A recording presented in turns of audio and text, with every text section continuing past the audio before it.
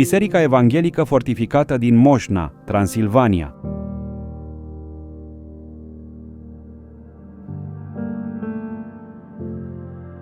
Suntem în localitatea transilvaneană Moșna, întemeiată în secolul XIII de coloniștii sași. În perioada medievală cunoaște o evoluție înfloritoare, mărturie fiind biserica fortificată pe care o vizităm.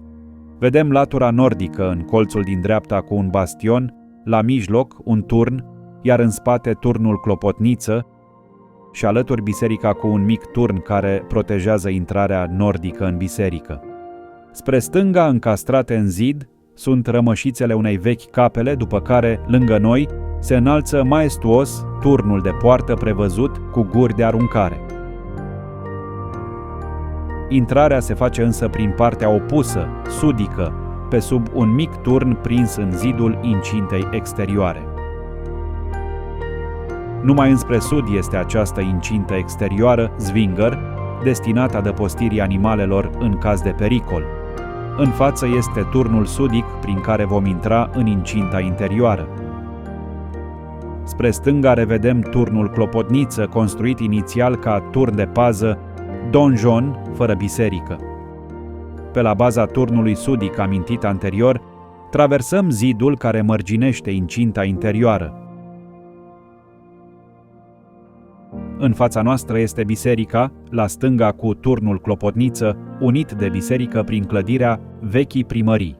Intrăm în biserică prin partea sudică, intrare, care la fel ca aceea din nord, este protejată de un turn. Biserica a fost construită în anii 1485, 1498 sub îndrumarea vestitului meșter sibian Andreas Lapicida. Interiorul este simplu, tip hală, cu două șiruri de stâlpi care separă trei nave, prelungite spre est cu corul. Pe unul din stâlpii nordici vedem amvonul, iar la vest, deasupra intrării vestice, orga făcută de Carl Hesse în secolul XIX. Absolut remarcabile sunt cele 4 perechi de stâlpi, fiecare pereche având un alt desing. Întorsadă, cu colonete, cu caneluri largi sau cu nervuri în relief. Biserica este construită în stilul gotic târziu. În spatele corului ne răsfață imaginea unui uriaș și somptuos tabernacol datând din 1834. În partea de jos este pictată cina cea de taină, iar la mijloc, flancat de statuile lui Moise și Ioan, este reprezentat Hristos și ucenicii adormiți. În partea de sus, flancată de 2 îngeri, este pictată scena lui Toma necredinciosul. În corul bisericii remarcăm alte lucrări de artă realizate de meșterul Andreas după încheierea construcției până în 1501 și anume bancheta din piatră, sedilia, iar pe peretele nordic, ancadramentul foarte elaborat al ușii de la sacristie, cu statuia spartă a Mântuitorului și diverse ornamente vegetale și geometrice. În sacristie pe podea vedem o cheie de boltă a bisericii anterioare. Restul încăperii este amenajat ca muzeu de istorie.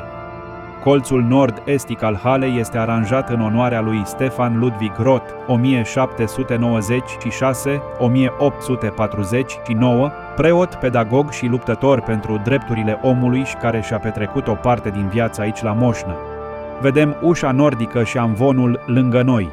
Capacul amvonului este decorat cu elemente vegetale și încoronat cu un arhanghel, având o sabie în flăcări.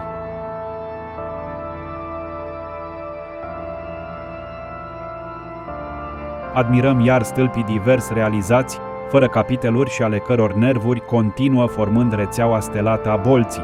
Insolită și enigmatică este înclinarea evidentă a stâlpilor din construcție către navele laterale. Ieșim din biserică și pe lângă vechea primărie, urcăm în turnul clopotniță.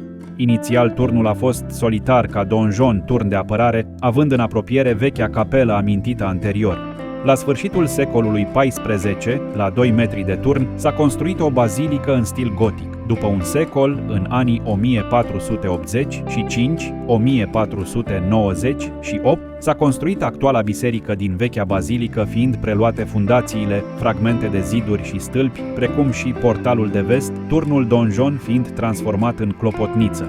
Unul din clopote ar fi foarte vechi, turnat în 1515. În perioada 1498-1520 s-a construit zidul de incintă întărit cu turnuri, bastioane și drum de strajă. Vis-a-vis de scara de lemn a turnului este o cameră care găzduiește un fel de muzeu etnografic, cu unelte specifice unui atelier de fierărie, dar și cu alte piese.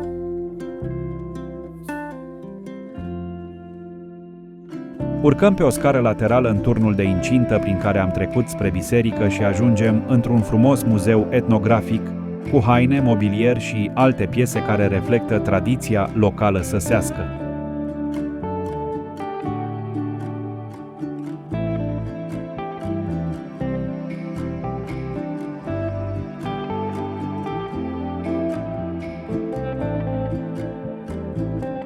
Traversăm iar turnul sudic, care conține o cameră etnografică, amintind oarecum de cămăruțele rezervate, în caz de nevoie pentru fiecare familie din sat.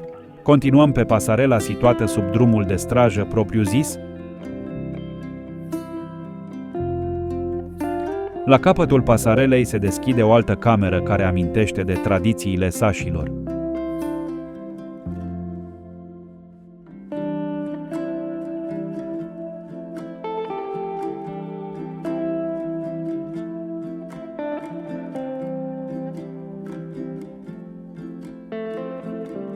Cu aceasta, revăzând o parte din incinta sudică, se termină vizita noastră la frumoasa biserică evanghelică fortificată din Moșna.